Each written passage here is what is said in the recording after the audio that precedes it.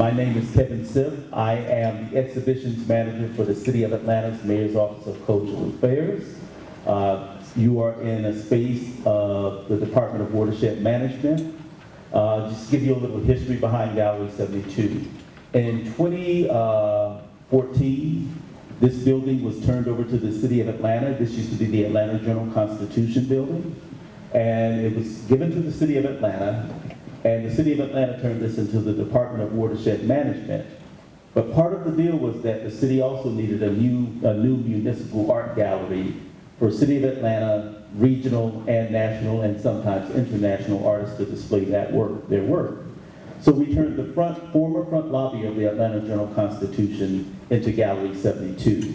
And we've had a wonderful run of shows leading up to this incredible exhibition. Like I said, I've been working with the city now since 2015, curating exhibition spaces for the city. And every exhibition is a labor of love, but this one is particularly special to me. As part of Mayor Dickens' Atlanta Moving Forward initiative, we are always looking for ways to push positive, wonderful, and historical narratives about the history of Atlanta to the public. As a part of that narrative, we have created the Elevate Art Festival, which is a public art festival celebrating basically cultural production coming out of Atlanta and coming to Atlanta from various parts of the world. This year's Elevate Festival has been dedicated to the 50th anniversary of hip hop. And the minute we decided to do that, we started coming up with ideas for exhibitions. And we were brainstorming, fighting tooth and nail, as I jokingly say, to put things onto the table. The first thing I knew I wanted to do was an exhibition of photography, and I knew I wanted to do women photographers. I have a personal connection to many of the photographers in this show. Some are former classmates, raise your hand, Tamara Rafkin. Some are close friends, raise your hand, Sheila Wright. And some are just people, good people that I've met and along the way and know from various exhibitions who are also have become friends of mine. Raise your hands, Carolyn, Stephanie, and now recently Carisha. So the impetus for this exhibition is very close to me, and Stephanie and Carisha are representing Sheila Turner, a wonderful, wonderful photographer and activist who was a core member of the City of Atlanta's photography community, one of the founders of Sistography, the founder of Sistography Photography Group, just a wonderful soul. Carolyn Grady is a member of Sistography and also an incredible photographer in her own right. Tamara Rafkin as well. Sheila Bright. When I first met her, it was in Houston, Texas at Project Row House. So all these connections were very important to me. But the most personal connection was my wife, who is not here present, Unica Rogers, who is now Unica Rogers Siff. When she and I first met, we were just friends hanging out, and I asked her, what did she do? She said, oh, I'm a stylist and an art director for various hip hop artists. I'll let Tamara tell you the crazy stories about that one day.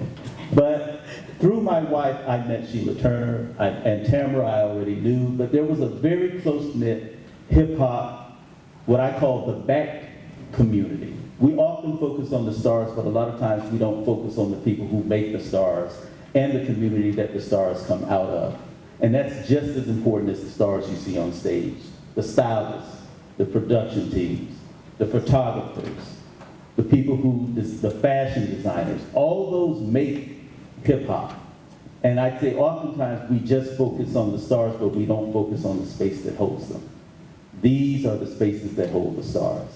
So I am very excited to have this exhibition, Another Gaze, Women Photographers of Hip Hop. It was a labor of love for me, and I will now turn the panel over to Rhonda Raja Penrice. Thank you.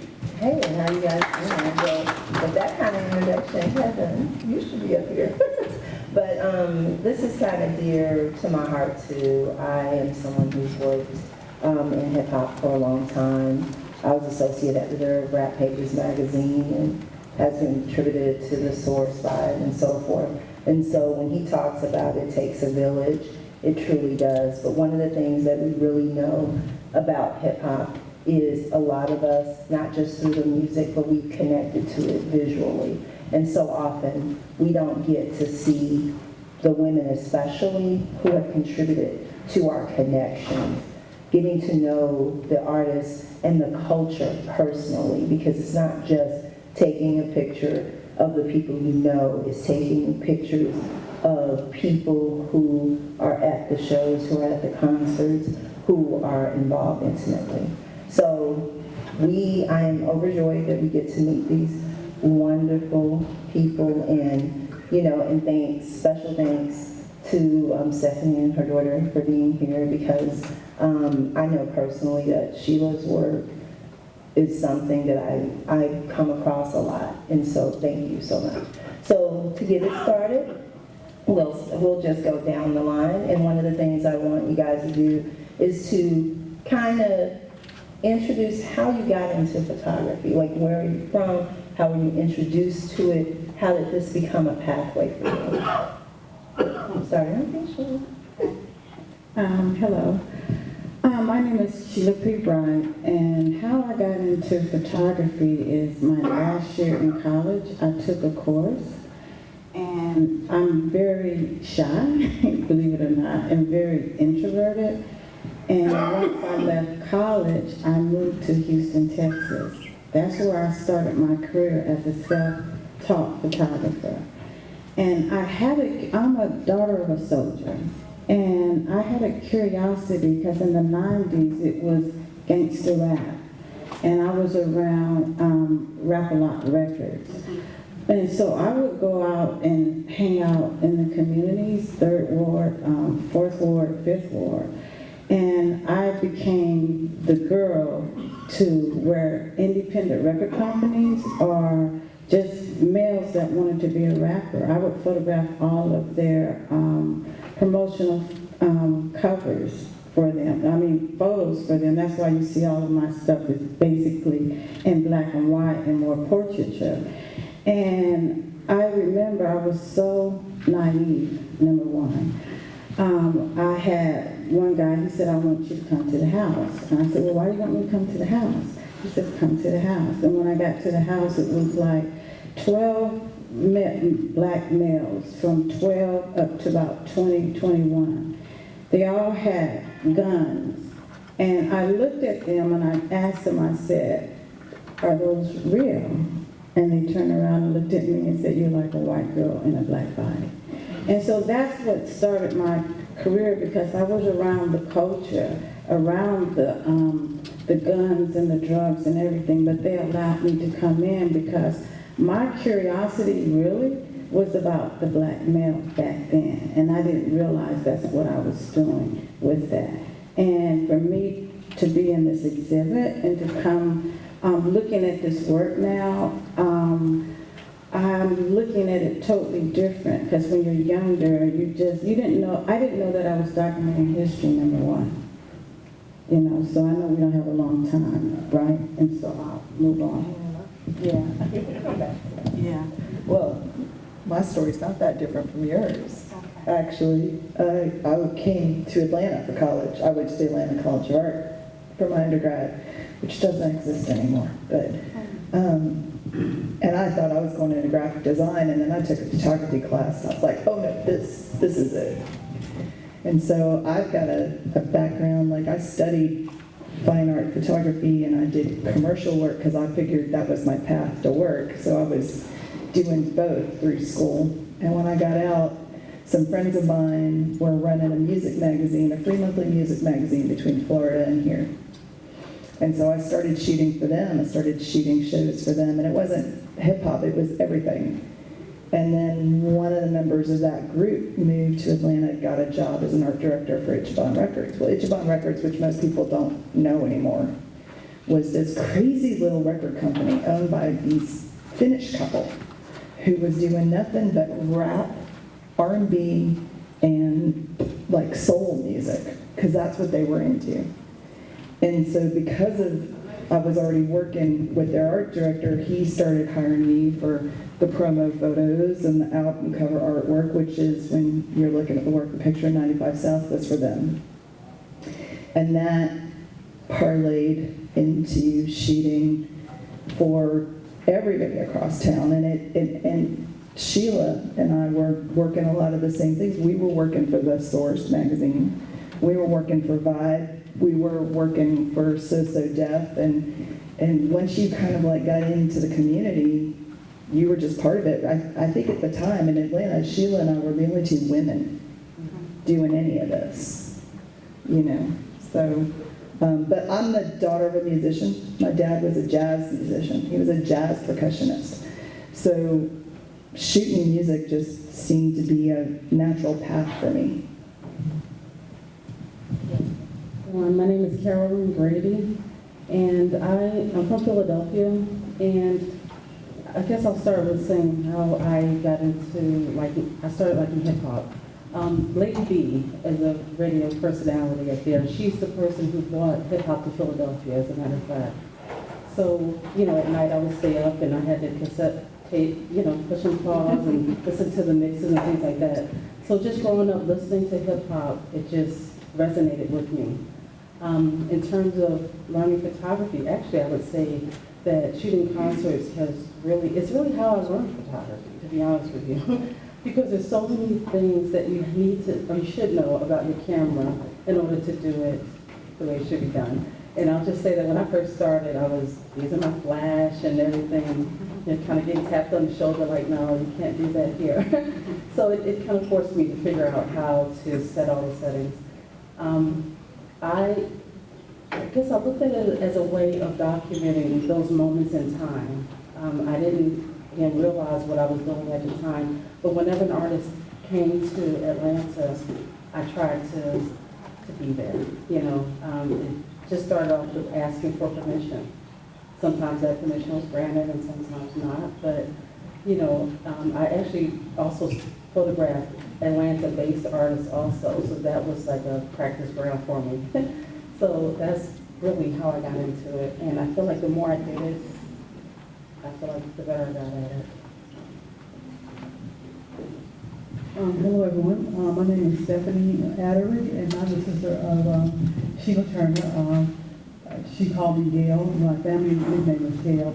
So just watching her grow up, you know, she always had an eye for art. She used to take drawing classes, and we used to tease her about that. Why are you drawing all these pictures? Why are you drawing all these pictures? And then eventually she went into buying cameras and started doing photography. And back then, especially women photography is like, that's not a job. That's not a job. It's just like, this is a job. And this is something that women can excel in. And she forged forward for that.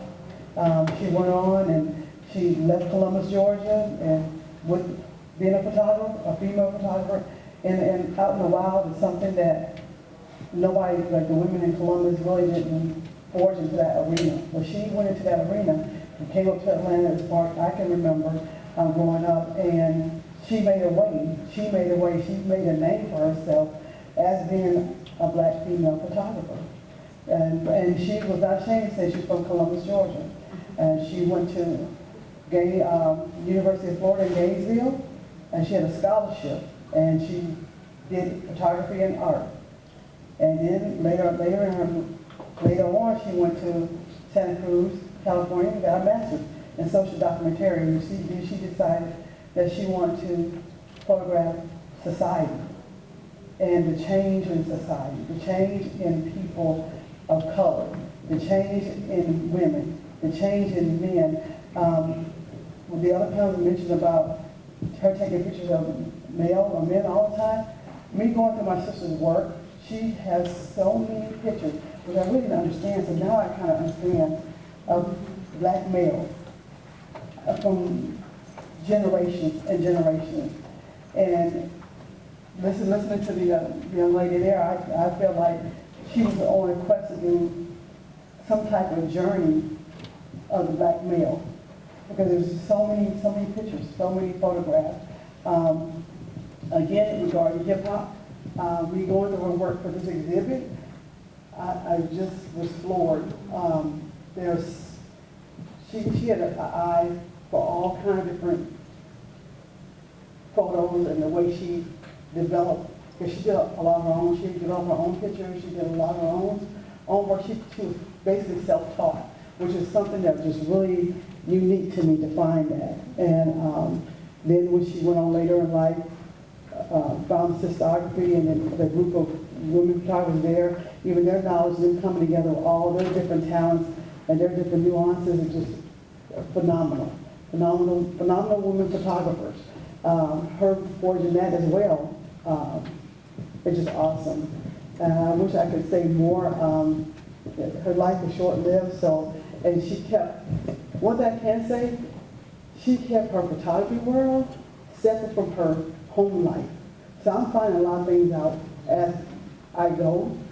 Because family, we didn't know that she had this fan. I thought she was in a bubble photographer. Yeah, you're a photographer. You're a little bubble. You're a photographer. But after her passing and all the people I've come across and everybody who speaks of her, she was a fan, or a butterfly. She just reached out to so many people and gave of herself to so many people in regards to photography and art.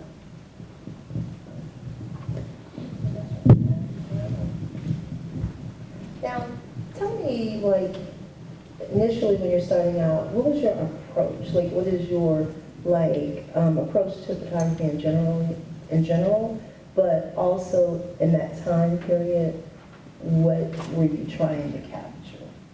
Like, what stood out to you other than, you know, capturing Black masculinity, but, like, aesthetically, what? Yeah, that was actually my focus.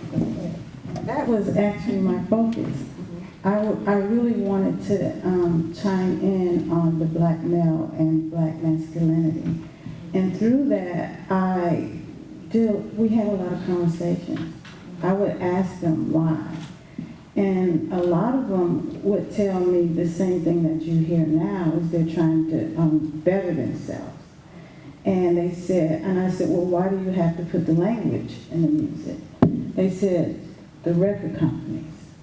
They told me that they don't want to hear me rapping about I'm trying to go to college and sell bottled water.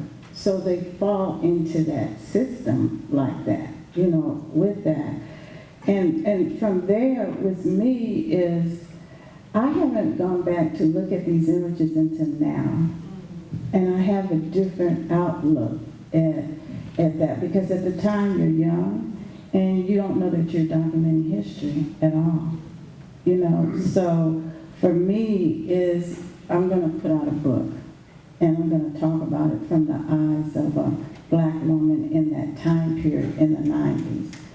And what was really instrumental for me, because like I said, I was self-taught, and I think you were talking about how you learn. You know, you have a lot of, we were shooting film back then. It was 35. It's not like you shoot 200 foul. You could look at your images. No. So we were, I know for me, it was always, I was learning. That's how I learned photography, and I hung around a lot of professional photographers.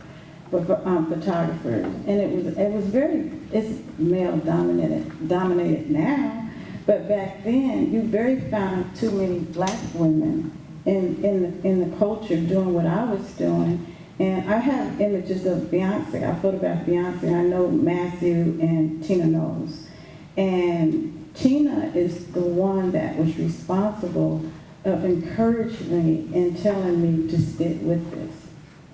And so I'm forever thankful for that, because she said, you don't find too many Black women doing what you're doing with this and being in the community like that. Because what happened was the creative director from Rap-A-Lot Records heard about me. So I came into Rap-A-Lot Records when the time when Scarface was doing the album, The Diary. And so I could tell you a lot of stories about that, but me looking back as my older self now, I have a lot to say about me being back then in the 90s and around the community of hip hop. Can I just ask you one question, because you said your sister Sheila was self-taught as well. Now we have like YouTube University, Can you kind of break down what the process was back then when you say that you're self-taught?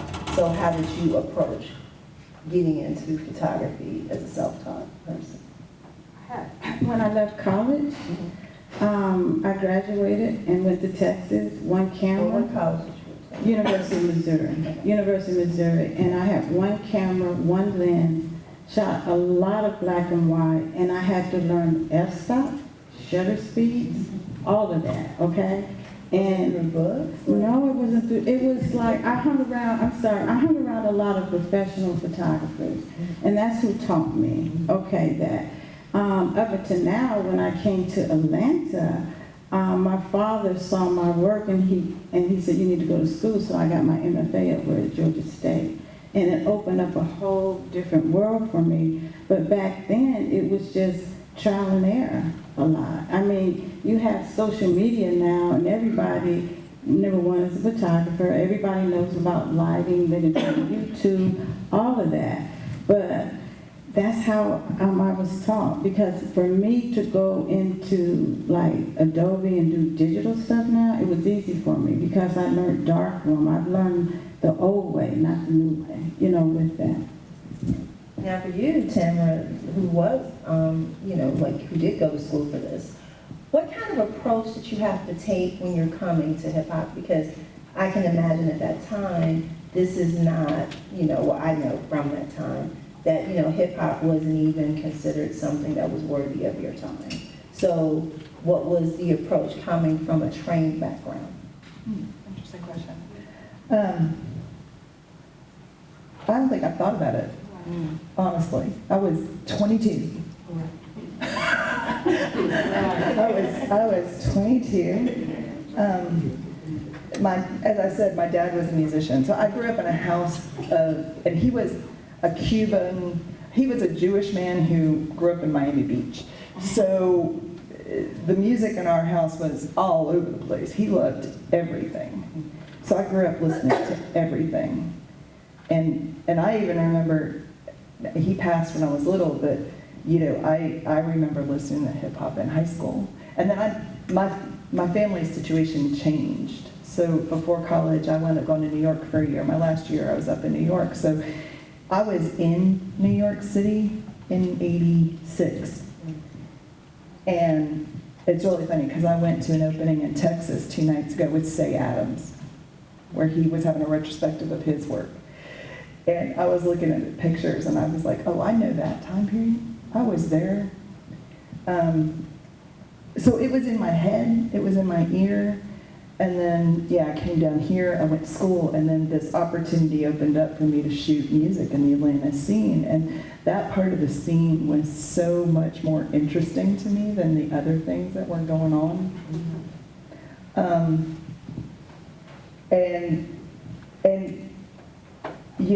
The interesting experience I had at the time, because I was shooting not just hip hop, I was shooting alternative, I was shooting everything. I mean, there was a period there where I was out shooting shows 6 nights a week. The black men in this town were so much nicer to me than the alternative white rock boys, because this community understood what images could do for them. And as far as I was concerned, I've got this musical background, so I just want to talk to people about music. And when I was taking those portraits, when I take portraits now, I'm always trying to get somebody to drop their walls. Like, my interest is, who are you really? Not who are you fronting as. And so I kind of always took that as a challenge walking into the hip hop community. And some of the people I knew, I mean, there was a very small community here. There was like Yin Yang and a whole bunch of places, and we all kind of crossed over, and like Speech, like I saw him on a regular basis, and and I would run into people at the store. It was small.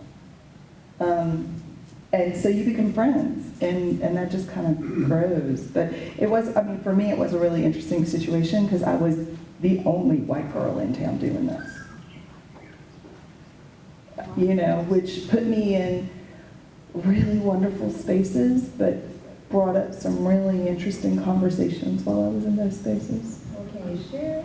Oh, the guys were always great to me, and they knew I was there, and they were the ones inviting me into the space, but the women had a hard time with me. The women had a really hard time with me, and the guys, a lot of the guys I photographed would have to explain to them, like, back off, that's Tamara. You know? But yeah, I loved being part of all of that in the 90s here. It was an amazing gift that I got to weave in and out of this community. Now, Carolyn, when did you come here? I moved out, that's always where I have to go. Yeah, I graduated from Temple in '92, and that's when I moved down. So, Okay, 92, Yeah. that's an interesting time. So all you guys are kind of like in the early onset of it all. And I was gonna ask, like particularly for Tamara and Carolyn, shooting events, can you kind of explain to people what that entails? Like what you are looking to capture, or how, because a lot of your, especially with Carolyn, a lot of your work, you captured like key moments. So can you kind of take us through the process of how you move in those situations, what you're looking for? What kind of equipment are you bringing with you? well, I'm a Canon shooter, always have been. But I don't know, how do I describe it? I can tell when I'm off, when I'm shooting, and I kind of have to just turn the camera off and just kind of go back at it. But knowing the music also kind of is a key to me, to know when an artist might do a certain thing. And also just the lighting is changing. There are a lot of things going on, and it is a challenge, it is. But I absolutely love it, because I feel like I describe it as mathematical equations going off in my head, because I have to calculate, if I adjust this, it's going to affect this. And again, the person's moving, the lighting is changing, and you just have to adapt to it. So, I don't know, like I said, I also, sometimes I do watch and see what hand do they hold the mic in, so that'll determine, what side of the stage I might be on, and things like that. Sometimes I honestly feel like artists could be in my mind, or giving me a shot sometimes, because they'll sometimes hold a pose and things like that. There's a picture on metal in there, Sanford the Great, and I just felt like, and I have some pictures of Erykah Badu as well, where it's just like, she's telling me, get the shot, get the shot. So, I don't know, I don't know how to even describe it. Well, don't you think, I just wanted to say, do you think back then? I think back then, when I was shooting concerts, I think artists today are more self-conscious of their imagery, because I photographed Alicia Keys, and the manager came to me before the show and told me, I didn't realize this, you need to stand here and shoot in this direction. I didn't pay any attention to it, right? I went down to the pit, and when she came out, I photographed her, and they all charged at me and told me they were going to take my camera. Because there was a particular side that she wanted to be photographed. But back when I was photographing, you didn't have all of that. Yeah, things have changed. Yeah. Things have changed. When we started, it was much more open. Right. Now it's very tight. Well, I was actually going to ask about that because, I know that, you're only given certain amount of time. You can only capture like maybe sometimes the first 3 songs, and then you're there with other photographers. So how do you get a special shot when, literally you're like elbow to elbow with other people? It's truly a challenge. There was once when Lauryn Hill was about to perform, and the pit was as full as I had ever seen it. And we're all waiting there, waiting and waiting, and then I think I was like this. But that's one of the photos that I do have on exhibit in there, and it's just difficult, because she was actually sitting, playing the guitar, so you have the monitors on the stage. So it's definitely a challenge, and it's typically called 3 songs, no flash, and sometimes they're very strict about that, but then there's some shows where I've been able to shoot the whole show, and they, no one has messed with me, but it's just.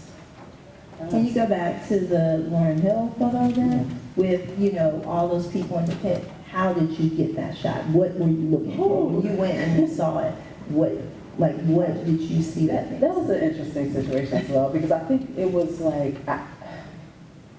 it was a gentleman, I'm gonna say this, he came late, and he actually elbowed me, and it was just by instinct. I elbowed him back, and it was just like, I was just thinking to myself, I have to get a dope shot, and that was just what happened.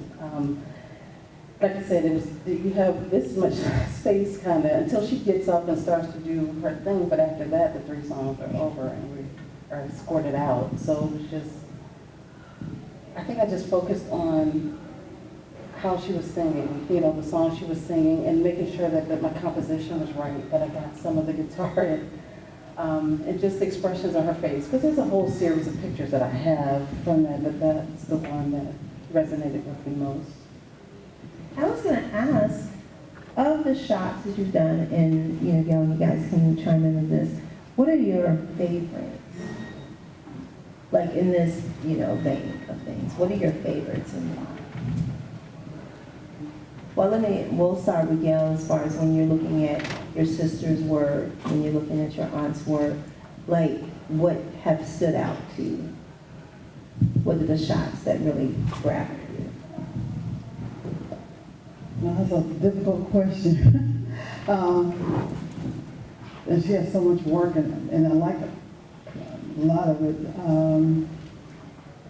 For Bobby, going on this escapade as far as keeping her legacy alive and keeping her photos where people can see them and enjoy them. I really like the work that she does with different artists. Look at some of her work. She has some early pictures of, I just lost something that quick. But she's done a lot of different artists, like unique artists. Some of them are not really famous, but just a lot of different artists. I just like the work she does of people, her photographs of different people in different eras and in different environments. She did, when she lived on Boulevard and Parkway, she took a lot of pictures of her surrounding area. So just even looking at photos of people that are unknown, people that are in the neighborhood, people that are at the grocery store, people that are just, people are people. Her documenting different types of people in different environments. That intrigued me. I'm like, oh wow. I remember when there used to be corner stores, and now we no longer have that. She did a whole, she has not done an exhibit of it, but she's got a whole lot of work of corner stores, where we used to have the nickel cookies, the penny candies, and those got replaced by our drugstores, like CVS and Eckerd's, and so now, young people go to the corner, to a drugstore, or they go to a grocery store. The corner stores that were the epitome of me growing up, of our childhood, are slowly disappearing. But there are some still in rural areas, but, just different unique things that she caught eye on. I just really like that kind of stuff. And now we've been joined by Julia Beverly, who, thank God you're okay. She was delayed in an accident, so we're happy to have her here. So could you share your mic so that Julia can introduce herself? And initially what I asked was what attracted you to photography and, the speed version of it, and what brought you into hip hop with photography? Well, yes, I'm sorry I'm late. I do have a legitimate excuse, but I'm glad I could be here and be with you all. And I've always been, since I was a kid, I took like thousands of pictures, like all my childhood vacations. I have like stacks of photos, so it was always something that interested me. And I started shooting around 2000. I have a story that I tell about like one of the first concerts I shot was a radio station concert in Orlando. Ja Rule was the headliner, so that was the era that we were in. But I shot the show, and then I went backstage, and this is during a time when I'm like dropping out of college and, you know, don't have that much money, and there's this big tent that they have with this full like catered meal spread, and they're like, oh, here, grab a plate. And so I always joke that it was like free food that, you know, brought me to the music industry, like, oh, they're gonna feed me too, okay. But just the energy, I always fed off of like the energy between the entertainer and the crowd. You know, I'm not somebody who can get on stage and command the attention of thousands of people, and so I admire people who have that, you know, and a lot of artists, you know, either have it or don't kind of have that charisma. So I always admired artists who just have that energy that draws the crowd to them, and being able to capture like kind of that exchange between the entertainer and the fan. I always appreciated that, and when I shoot, I'm always aiming to be kind of like a fly on the wall, and kind of, it actually has gotten a little bit more, I don't want to say challenging, but it started to get harder as I became sort of like known in certain circles where people kind of change the way they act around you, and I always prefer to be sort of anonymous and, you know, just do what you were doing, I'll just snap away. I don't want you to, you know, pose any certain way for me or change what you were doing. You know, I just want to be able to capture what's really happening from more of a candid feel. And I tried early on to do more like studio photography where I, you know, set up different scenes and things like that, and I found that just wasn't my lane. I really just like to shoot events. Lately I've been doing a lot more traveling and just, you know, capturing like more of my adventure, you know, hiking and biking all over the world and that kind of thing. But as far as hip hop, and people have said that to me, like it's you know, oh, you're changing, you know, if you go from this hip hop event and you go climb a mountain somewhere, and I say, well, to me it's the same thing. It's just all an adventure. Like you don't really know what's going to happen. You know, there's a question mark of what situation are you going to end up in? What are you going to be able to capture from this experience? And so, yeah, life is just an adventure to me, and I like to be able to capture it and share it with other people. So. And I want to back up a little bit because I am familiar with Juliet. So kind of introduce yourself to the. Yeah, I don't want to monopolize, coming late and monopolize the time, but most people know me from Ozone Magazine, which is a Southern rap publication, 2002 to 2010. I started that kind of, really to display my photography. It was kind of maybe someone big in New York will see me and I'll get a job, and that never happened, but after a couple years, I was kind of just in the right place at the right time for Pitbull and Rick Ross and Jeezy, and a lot of these artists tell me like I was the first person to really give them a platform where they were able to be recognized as a, you know, as a legitimate artist and kind of help them break. I mean, they obviously put in a lot of work on their own, so I'm not taking credit for their success, but at that time, New York publications really were not covering artists in the South or even other parts of the country, and so there was a group of artists that really felt like they didn't have a voice, and so Ozone kind of was that in that time period. And since then, I've just stayed in the media space. I'm currently working on a documentary-style podcast. I can't get into too in detail yet, but you know, just wanting to tell stories in all different formats, whether that's photography, publishing books. I wrote Pimp C of UGK's biography. I helped Jay Prince publish his book. So just anything on the publishing side, media world is kind of, you know, my lane. Also, like I said, just traveling and that is one thing that, you know, when you have a monthly magazine and you're trying to produce content consistently, I was really like locked into a time frame. And so once I stopped publishing the magazine, it was like, oh, I can travel and I can go, you know, I was able to tour with a lot of artists. I was on the road with Flo Rida for a while, which was great because he's huge internationally, so I got to go to countries I never thought I would go to a hip hop show. So just kind of seeing how far hip hop can take me. So it's been a great ride. Well, speaking of how far hip hop can take you, what are the lessons that you guys learned early on that serve you today? Especially. I think for me, because that moment in the 90s when I was around all of that gangster rap, it really prepared me for today.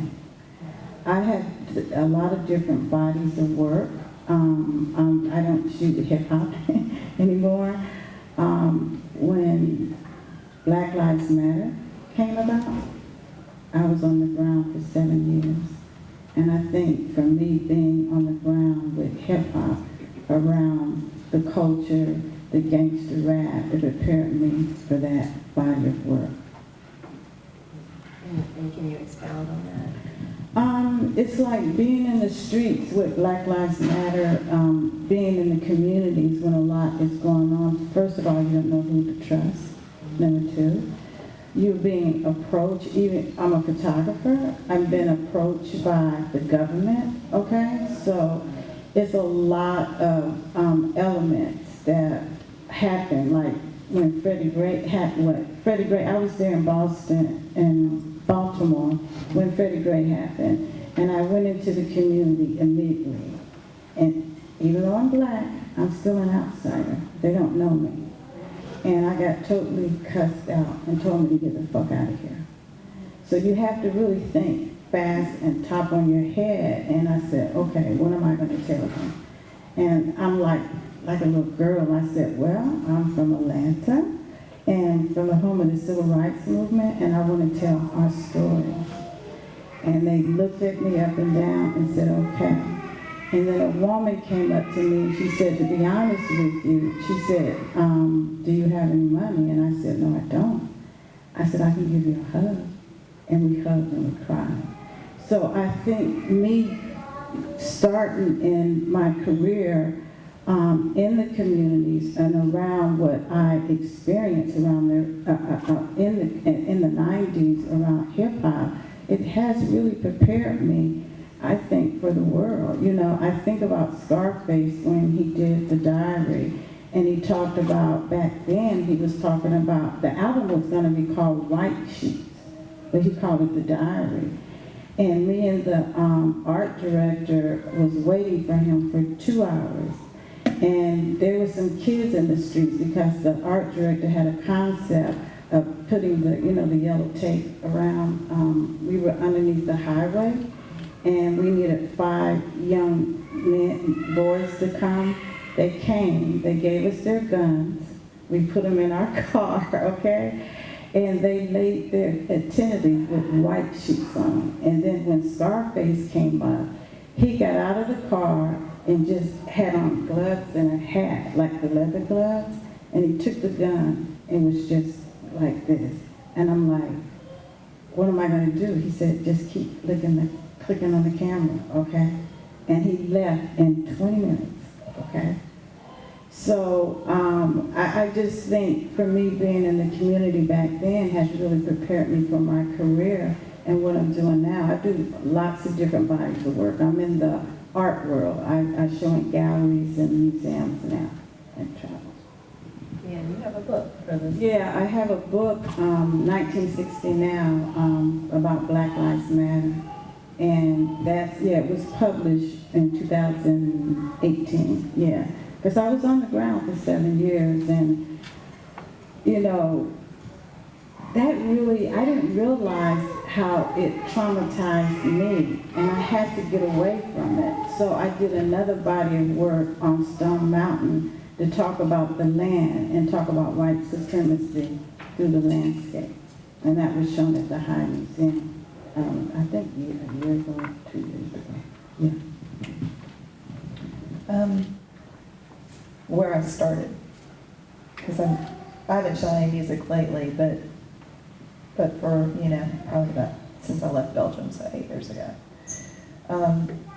But the 90s, that first foray and all the work I was doing in hip hop really taught me how to be open to people while I was taking pictures of them, how to walk into a situation where a lot of times my subjects didn't want to trust me at all, and how to learn to just have a real conversation so that I could warm them up to let me collaborate. Because when you're doing, especially the portraits, not the live stuff, but when you're doing portraits, it's a collaboration. You know, and it's just as important what the person sitting for the portrait feels as what the photographer feels. And I think the lessons of learning how have conversations with people like that is invaluable. Well, I would say for me, looking back at some of my earlier photos and to now, I've come a long way. But I also do portraiture as well. I have a studio in the West End area, so like what you said, it's definitely a collaborative effort working with people. So going from doing concerts to studio work is definitely, it's been a wonderful thing. Because for me, I'm used to being behind the scenes, like inconspicuous. But when you have a client in front of you, you have to figure out how to get the photos that are needed. And, I think it's helped me to come out of my shell, so to speak. Even with concerts, reaching out to publicists or the artists themselves sometimes to ask for permission to shoot concerts. I had never thought I would be able to do that, but, I actually shot a cover for Wise Intelligent on one of his albums, and it was really cool because his son, they came to the studio, and his son was dressed as him when he was younger. So he had on shell-top Adidas, he had a gold chain, he had a Kango hat on, and it's just, when I saw the cover after, I was like, wow, that was pretty cool. So, just being able to work on a project like that is really, really wonderful. But again, the portraiture is, I feel like I've come a long way with that as well, because I actually did a series called Black Men in Focus, because most of my studio work was photographing women, for whatever reason. But I wanted to have the opportunity to photograph Black men specifically, because it's a different style of photography typically, more shadows and things like that. So I invited about, 10 brothers to come to the studio, and they came and allowed me to do that. And we actually had an exhibition, probably about maybe 2 years now ago, and there were 5 female photographers, and the highlight was Black men, so that was pretty cool. Some of my work has actually been, as part of the permanent collection for Fulton County as well. There was a fine art acquisition program. So one piece is in Wolf Creek Library, and the other is in Ponce de Leon Library as well. So I've had a lot of wonderful opportunities coming through doing photography. So. I think my aunt's curiosity of just wanting to know the why behind most people's mindset when it came to her doing her photography is what kind of prepped her right before her transition. And it's kind of weird to talk about it. But till like literally in her deathbed, she would always talk to me about, always ask the why, capture what you can. I didn't really take pictures a lot, but she took a lot of pictures of me and my family growing up. So I always took that and it just stuck with me to always ask the why. I'm labeled as like not the problem child at work, but I always ask the why. Like, why are you doing this? Why does this make sense to you? And it's just my way of channeling my aunt through literally every single thing that I do. But I honestly feel like her asking the why when she would take pictures, she would just walk up to a stranger, like, quick, wouldn't even ask them. And then be like, well, why are you wearing this today? And it could just be something as simple as, oh, I just threw it on. Well, why did you throw it on? So just trying to figure out the literal why behind every single person's decision. When she took the pictures and she would review them, it would be like a class. She would ask me like, what do you think their why was? Or what do you think they could have, done differently when it came to styling themselves or when it came to just looking the way that they looked that day? It just really stuck out to me. And I feel like that stuck with her through her entire journey as a photographer, as well as a aunt, up into her dying day. So I'm sorry, the question was, what did I learn early on? Was that- Yeah, early on the lessons that you still have with you today. I mean, I think when it comes to the entertainment industry, whether you're talking about photographers or performers, I mean, people who make it and consistently remain that level are, the work ethic has to be there, and so I feel the same way about certain, performers that I would say about myself. Like, I'm not the greatest photographer in the world, but I will outwork anybody. And, you know, same with other endeavors I've had when I did a magazine. I'm not saying I was the greatest graphic designer in the world. I'm not the best writer.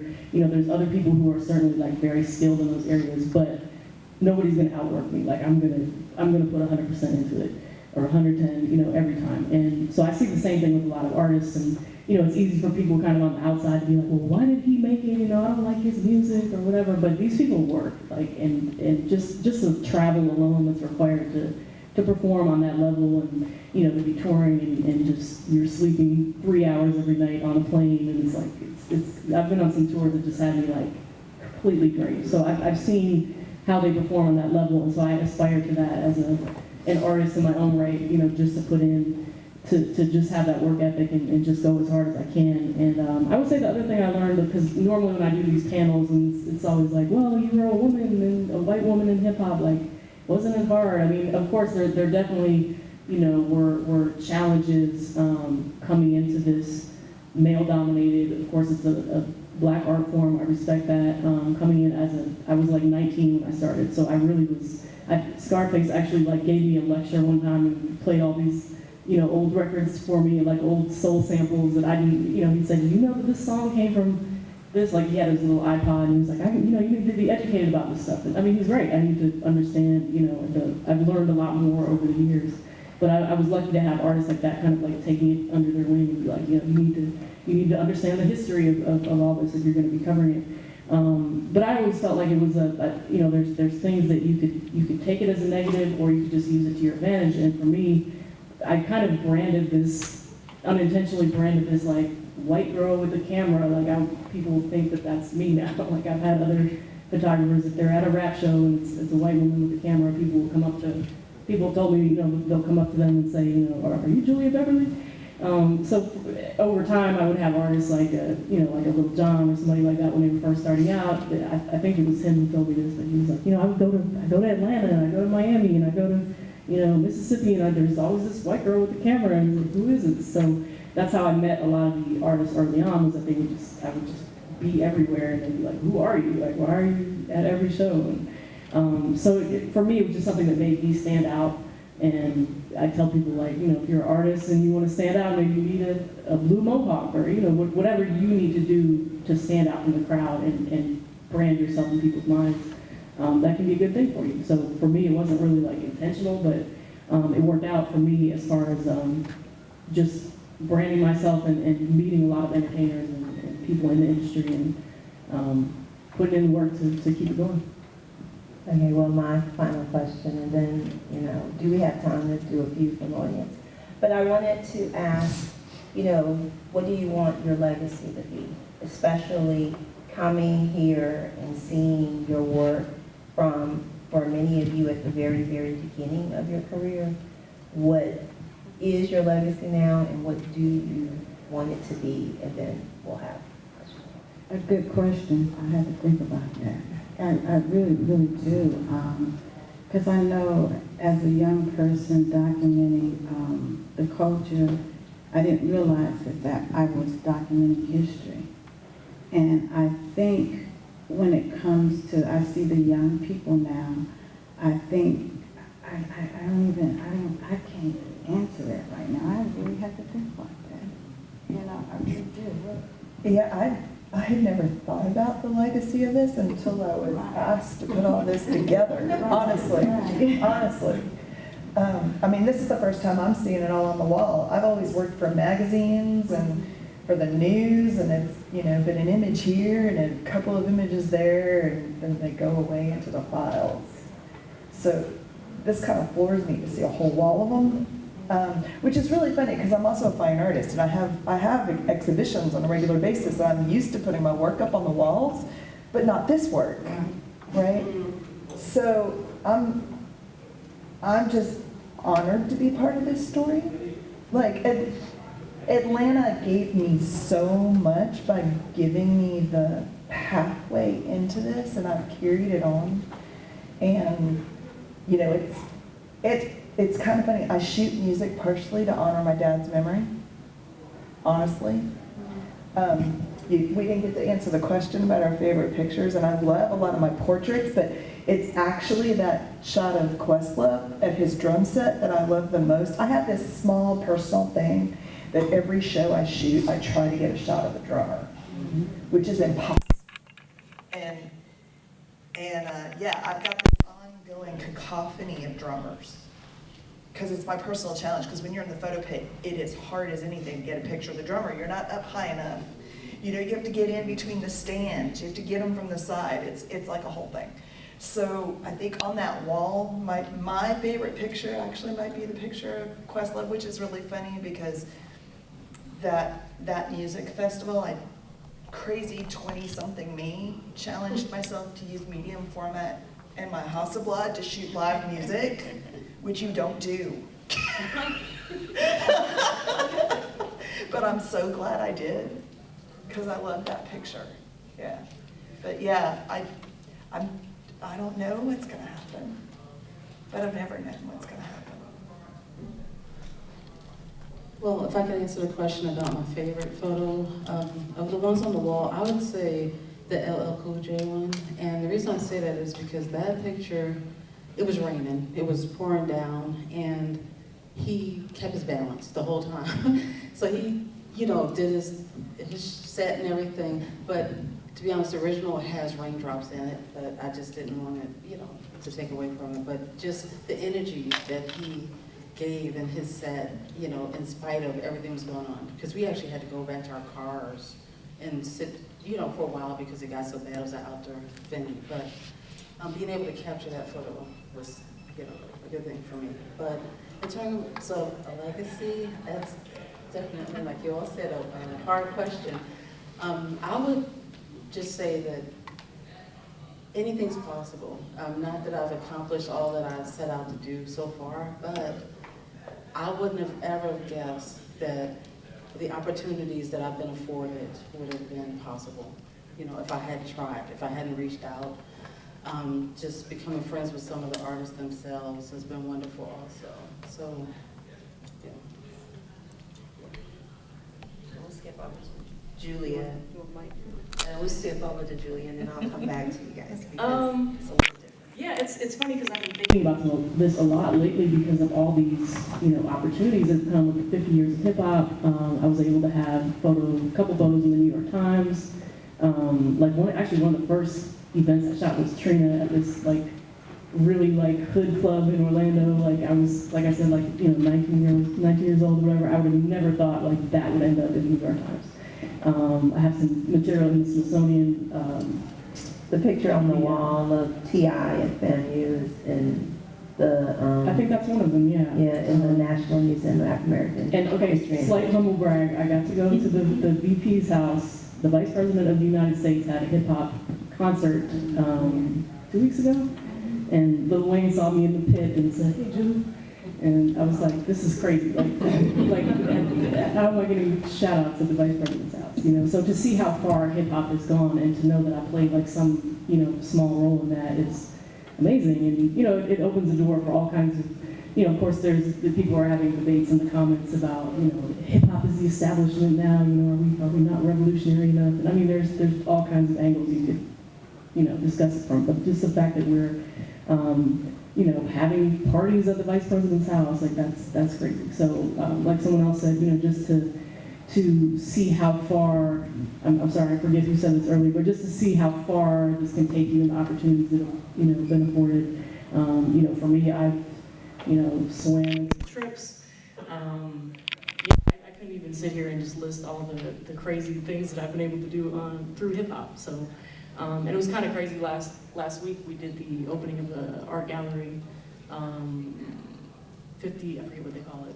Atlanta 50th. For Dallas and Yeah, with Dallas Austin and Jermaine Dupri. So I was honored to be a part of that. But I didn't know that they had the original sketches from Outkast's ATLiens album, which I kind of explained, that did an Instagram post, but the backstory to that is that I didn't go to real school until 11th grade, I was homeschooled and everything. So this is my abrupt, welcome to the real world. And the only class I really liked was my art class. And then the guy next to me brought in the ATLiens album because he wanted to draw the cover art, which was done by D.L. Warfield. And our teacher was really cool. He was like, you can play the album. So we played the Outkast album on repeat, and that was that just changed my life. I mean, you know, I wouldn't be where I am if that probably wouldn't be where I am if that had not happened. And so to be a part of this art display that also features the original drawings from that album, I was like, that's dope. Like, it's a real full circle moment for me. And so yeah, I just, the legacy, I don't know if I answered the question or not, but the legacy for me is just, you know, freedom and adventure, because that's what hip hop has meant to me in my life, just to be able to see how far you can take this thing. So, you know, hopefully we got another 50 years in us to keep it going. And Tamara, your photo was just recently nominated for an award. Can you talk about the photo with Too Short and, you know? Yeah, the photo of Too Short with his car that's on the wall, which itself has a funny story, but I was getting the photos together for this, and my partner, who's a musician, was like, Abbey Road Studios had a photo competition. They have a hip hop category, and I think you should send your stuff in. And so I did, and it got nominated. So that image was at the awards ceremony 2 nights ago in London. But that image, I spent 2 days with Too Short shooting for the Source. It was an article for the Source. It was like multi-page, and he was recording at Dart Studios, which is what those other pictures are, and we hung out, and then I went to the house where he was living at in Atlanta at the time. I don't remember if he was just in Atlanta to record the album or if he'd actually just been here. I can't remember. But I think he lived here, but he was really funny. He was like, yeah, we could do a shot with my car, but make sure you don't show my license plate. Don't get my license plate in it whatsoever. And so that's part of the reason I have the angle in that shot, was to on his wishes to protect privacy. Because in the 90s, we weren't quite as on top of that as everybody is now.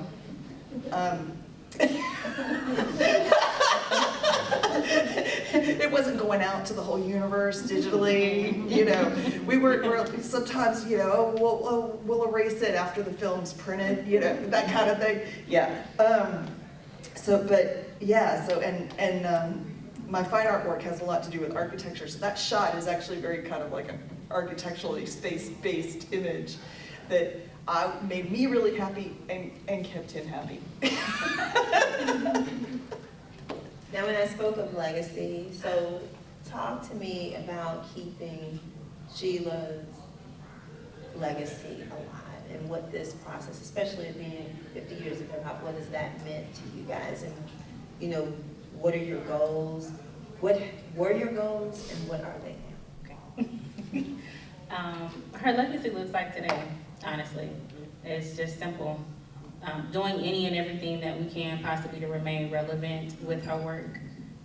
So being able to be a part of this type of exhibition has been very emotional, but also it has been life-changing in a sense, because as my mom stated earlier, I knew all of the photos that she took. I was around. Sometimes I would be on set with her while she's taking photos, but to literally see the entire archive of Jermaine Dupri before he was Jermaine Dupri, of, you know, Biggie before he was Biggie, getting ready to be Biggie, the Brat before she was who she is today. In her work, it shows that she had her legacy way before she even transitioned, to be honest. She set the tone for a lot of people in her community at that time, back in the 90s. Just from hearing stories that she would tell me, and just from hearing other people's stories and other people that are in the community. Her legacy lives on through different community activities that we do. And that looks like us actually giving scholarships every year to college students. It could look like hosting a workshop to edit photos. We've done that in Columbus, Georgia, to pretty much, you know, raise up the next generation to do what their passion is. It could look like just anything, honestly. She cultivated any and everything. She loved any and everything, and she had a passion for it, just anything. She would just see this standing right here recording or taking a picture. She would take a picture of it. And it would be a story behind it as to why she chose that object to take a picture. So her legacy definitely looks like today. Being able to still have her pictures, still have back in the day. What do you call those? What is it? The little, are they slides? Okay, slides. Yeah, the lady goes to slides. I used to go to the dark room with her, so I know what that is like. I know Sheila had talked about that earlier about the dark room, so I know what that is. But yeah, I mean, honestly, like I said, simple, plain and simple, her legacy looks like today. Being able to share it and spread it with those who never knew who Sheila Turner was, or knew who she was, but never got a chance to really see her work before she transitioned. So now, do we have questions out there? I want to say I am so inspired. When I walked in a room, I was just like, because I didn't know exactly what it was that I was coming to see. I was just like, there's an event going on, it's an elevator ladder, bring your camera and just go. So when I walked in, I was just like, oh my God, I love concert photography. I love the photos, I love the backstory. I really have an appreciation for that space. Studio photography doesn't really do it for me either. So I need to talk to each. But I'm inspired. Thank you for sharing the space as well, because artists like me need to see and hear the stories that you all have behind artwork. So good job.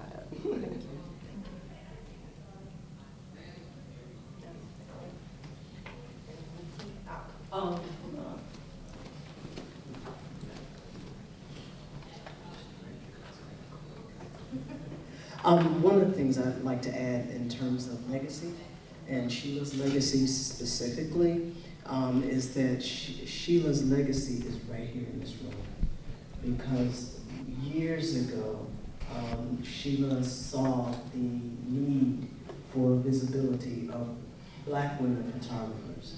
And so to be here today, thank you, Ken, with an event that highlights the accomplishments of Black women, or women photographers, in a genre that traditionally, one, photography does not always recognize women photographers, and then two, the subject matter of hip hop does not always recognize women photographers. Is just legacy in itself. So I would add that to Sheila Turner's legacy and her vision. Since can you say your name? Oh, I'm sorry. And share your Tell me about that part. My name is Gina Jones. I'm an Atlanta-based photographer. And she works where? I am, in addition to being a photographer in my own right, I am also at the Atlanta History Center in their archives, where I license the photographic materials and audiovisual materials that we have in our collections, in addition to photographing some of the items in our collections, and making sure that they're digitized and available for use by individuals and film projects and our Atlanta History Center staff and all of our properties, which includes Margaret Mitchell House, Margaret Mitchell Museum, Margaret Mitchell Swan House, and the Atlanta History Center. Very important job. Yes, so when she says legacy, she really is in the business of legacy. I'm good on the mic. Is there any artist, past or present, like Holy Grail, that you haven't caught or you would have liked to have caught back in the day? Like, is there one or two artists, nothing you have to be hip hop, but like one or two? I had gotten asked by The Source to shoot Tupac. And it was a crazy request they were asking, actually. And my 25-year-old self was kind of terrified of the request. They wanted me to shoot Tupac in his bedroom at his house.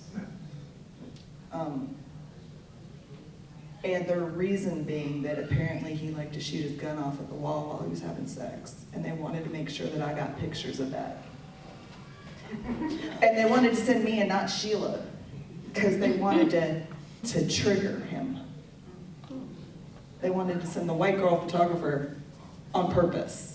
Oh my gosh, this is a different side of the business. Yeah, yeah. it got canceled at the last minute because he got called out of town somewhere. But this was, he wasn't around much longer after that request. So that's probably the one that I missed, would like to rewind time and get to do. I had asked around, I had a cadre of guys that were going with me as my assistants. But yeah. Because a lot of time, most of my stuff I shot by myself, no assistants. So. Well, that's like, when you think of going to photo shoots now, the whole thought of not having an assistant, especially for like a publication shoot, it's just crazy. Yeah, well, that was kind of my specialty. It's kind of why my editorial portraits look the way they do, because they're super intimate. There's not a lot of people with me. Did you share your favorite photo? Don't blame it on the music. Don't blame it on the music. The black and white image of these young males, because I think back then, you know, I was around the gangster rap and it was being spoke upon very negatively. So that image with them on the car, and it's like, don't blame it on the music.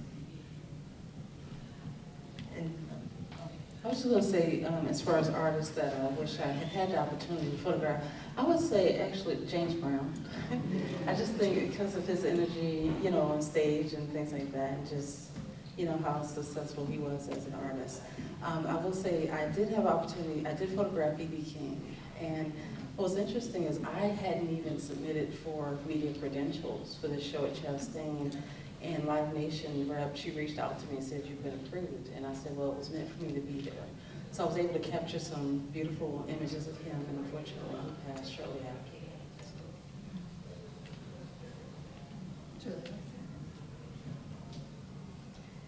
I mean, I would have taken the Tupac assignment. Oh, I took it. It just didn't happen. I mean, I would have said Tupac. I would have loved to shoot him in concert. I wasn't, you know, around yet at that time, but I don't know. I was trying to think when you asked the question that you had kind of sent us earlier. You know, our favorite image. It would be probably impossible for me to like pick out just one image that I love. But I was looking at the ones that are hanging here in the gallery, and there's one of just some kids out in Columbus, Georgia. And the backstory of that was that I was coming up for Birthday Bash, and I was riding with Crime Mob in their tour bus, and they were shooting the Nut If You Buck video on that day. And I had got this, this was way back in the definitely still the broke era, like I didn't have a lot of money, and I had got this fisheye lens that was maybe like $100, and so it was really not a good lens, but it had like the side of the image would be all blurry. But for this particular shoot, it ended up working really well because it was like this outdoor shoot, and it was like July or something, June or July, and it's like 100 degrees and sweaty, and it's the middle of the day, and so I just love this one shot in particular because the kids are just so sweaty and energetic, but like you can really look at the image and like it feels like how it felt that day to be out there. And then of course that video, you know, that song is still like, you can play that today in any Atlanta, you know, club and people will still go crazy. So, you know, to have been there on that day, and then later that day, they denied me passes for Birthday Bash, which I don't know if they've ever actually given me passes for Birthday Bash, but that's a whole other story. But they told me I could not shoot at Birthday Bash, and I think it was Vibe. I think Vibe had wanted me to shoot it for some reason, and I did my usual slide past 3 or 4 checkpoints and got in there, but I didn't want to expose myself and get kicked out like too early. So I waited till the very end when T.I. came out, and this is the year he was in jail, and like he had got out early to like come to Birthday Bash. I don't remember the whole backstory, but anyway, I ended up shooting that, and he came out with a little flip, like dissing little flip with this big poster. And it's funny because this was back in the digital, this was back before digital, so I was shooting film, and I remember snapping the shot and thinking, damn, I wasted a shot because I thought it was like a promo poster or something. Like I didn't want a picture of him holding up some poster, and then it turned out later like that was the big news because he came out and did a little flip, and it was this whole back and forth thing. But I think they ran that in Vibe, and you know, so I got my shot, and you know, it was a crazy day. So I don't know if I'm getting off topic here. I want to stay on here favorite for a shot. minute because out of all in the exhibition, your photos are the only ones when we see on the set of video shoots. And so can you just briefly talk about shooting video? Interesting, actually, I would say, I probably would credit like BME, like Little John's crew and TVT Records early on. I know I've said this a few times, but like early on, like I didn't have any money. Like I was trying to start a magazine, very expensive endeavor. I was a kid, like it was very like, you know, whatever you could pull off with whatever resources you had. And so they started hiring me to shoot stills back when they had like bigger, you know, video budgets, but they would hire me to shoot stills so that they could send out images like for promo purposes and stuff like that. And, you know, TVT and BME in particular, they would always hire me for stuff, but it wasn't a lot of money. It was probably like enough for me to, you know, drive up from Florida and drive back down, but it was enough to at least cover my expenses. And I found it to be really good for me with the magazine because I was on set all day with these artists, and so you kind of would become friends with not only the artists, but like the managers and the, you know, people that are kind of in the industry. It helped me build a whole lot of connections. And I would do some crazy stuff. Like I would shoot something in Miami, drive 10 hours overnight, shoot something in Atlanta. Like I remember falling asleep on Lil Jon and the East Side Boys like trailer on one set because they were taking a lunch break, and I was like, okay, I can get an hour or two napping on their, you know, table in the bus. So, you know, I would just do whatever I needed to do to be on set because it was great for networking, it was great for content. You know, we would run this stuff in the magazine. Yeah, so that's why I shot a lot of the early stuff. And one of those shoots, I met somebody from John Creasy from Crunk Juice was working with John at that time, and we ended up talking, and they ended up helping us get, I think we had 4 or 5 at one point with these big, you know, the Crunk Juice ozone trucks, and so we would use that to distribute the magazine. So it really helped us, you know, financially. That was a great situation that also helped us grow as far as distribution. So I always felt like the people that helped me, you know, in the industry, like it's always a connection. Okay, I met this person through this person, I met this person through that connection. So the wider your network gets, you know, the more opportunities are going to come to you. And then you guys shared your favorite. And I will say the one picture that I see, the Arrested Development promo shot, like that's a really popular image from Sheila Turner. Like they sell prints of it and so forth. What did you want to know? I'm sorry. Yeah, I mean, no, I see. What do you think when you see that shot? I mean, it's not obviously it was way before my time. But when I do, we took like a whole evening to look at all of those slides because it was literally like 4 or 5 containers full of all of their photos. So holding them up to like the sun was kind of cool. It was very nostalgic to me. I'm a very vibey type person. I love aesthetics. So being able to just like hold it up and look and see, and I'm asking, hey, who's this? Who's that person? But to see them and to see that group, obviously she took a liking to them because it was so many, and it seemed as if they were very open, and I got a chance to kind of like have a history moment and go on YouTube, as you called it earlier, YouTubeversary, right? So went on YouTube, looked them up, and watched a few of their videos, and I was like, okay, yeah, I get it. So yeah, it's kind of dope. We can talk later. There was a whole moment there. I'm sure. I can give you some history. I'm sure it was dope to see, like literally, she has every slide. There's a different story being told. You can tell that she's like, oh, I don't want to miss this. Let me get that real quick. Oh, I don't want to miss that. Let me get that real quick. Do that one more time. Okay, got it. So pretty cool. Well, thank you. Oh, I did have one question. Okay. I wanted to know, how did you develop, this is for anyone, but looking over there, it's so interesting, to be able to develop the skill necessary to explain or convey the story behind your pictures? She said, how did you develop the skill to be able to convey the story behind your images? Well, she said picture, but images.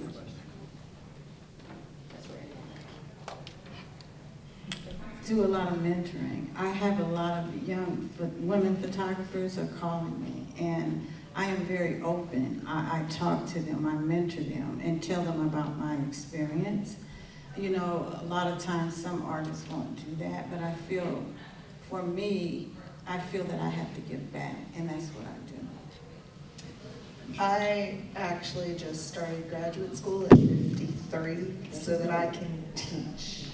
Because even though I've got 30 years of an art career and commercial career, I'm running into this contemporary problem of universities that won't hire me or even bring me in as a visiting artist because I don't have a master's degree, which is ridiculous, but that's another conversation.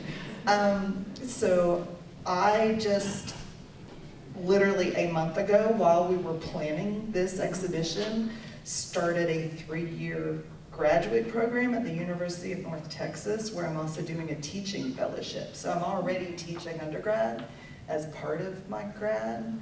And other than that, I was helping run a photography group in the Hudson Valley before I moved to Texas. So yeah, I'm constantly, I've recently been growing into the realization that I am now at that point to be the mentor. And I embrace it. It's just, it's a new chapter, so I'm still feeling it out. For me, I actually there's a collective of photographers, and we have a studio in the West End area, and I've actually invited a Girl Scout troop to come and to help them work on their photography badge, and that was such a fun experience. I've also did workshops for the Boys and Girls Club, and also I was invited to it was the middle school age children, like an after school program to also teach. I also offer lessons, you know, where people who are interested, if you do one-on-one sessions and things like that. As a member of Sistography as well, we have community-oriented events also, so we're likely working on some more. Right now we're in our 30th anniversary year, so right now we're kind of focused on, you know, a couple of celebrations and exhibitions around that, but we do go out into the community as well with them. So, and we have a couple of other Sistography members here, Gina Jones, Lisa as well, and raise your hands, Sistography. Empress as well, yes. And Julie, so yeah, we all, you know, kind of work together to share our knowledge, you know, as much as we can. And for me personally, I love to share what I know. You know, I'm not the type of person who wants to hold on to it. So if I can share, I'm happy to. Yeah, I want to piggyback on what Carol just said. Sistography, which is here, and the executive director is here as well as Sistography, and it's a female collective, and I know we have talked about doing some mentorship and bringing in younger people into young female photographers. So if you get in touch with any of the Sistography members, and you know, we can talk to you about that. Maybe we can work out something where we can partner with you. If you have some young ladies in mind, then we can go ahead and partner with you and set up something with our organization, with that collective. I mean, I think the mentoring I do is a little more informal and not really in a formal mentoring space. Just time is the challenge, you know, but I would be open to doing that. I'll tell a quick story because I feel like my interests are so varied because I'm not just like a photographer, although I do love doing that. But during COVID, I was disappointed. You know, COVID hit. I had to cancel all my flights for the year. I was like, what am I going to do? So kind of on a whim, I bought a cargo van. I was watching too many like YouTube videos about van life and all that stuff. So that was my COVID pandemic project. I built out a cargo van, and I drove it all the way to Alaska and back the last 2 years actually. So now it's like my adventure vehicle. But I took it to a school here in Marietta. And the kids like were just in love with this thing. And then I started showing them my videos of like, you know, here's a bear crossing the road in front of me, and like they were so enamored by this thing. And then the teacher sent me later a picture of like the girls in the class had drawn a van, and they had like the model written on it and everything. It's the right color. I was like, wow, they really were like paying attention. So yeah, I love seeing women not only in photography, of course, just in any creative field. Like I always try to encourage them maybe with a little more push than I would give a boy, you know, just being honest. Let's get in there, make it happen. This is part of the skill. I mean, I try to encourage, what I'm saying is I try to encourage everyone, but you know, if it's a woman, I might try to give a little extra nudge. I see, yeah. Because what you're doing is part of STEM also. Yeah, definitely. Well, I mean, the van build, yeah, that's what I was telling the kids. Like, I learned plumbing and I learned electricity. I mean, a little bit. So it was a good all-around project. So I love seeing women, expand into all these different fields.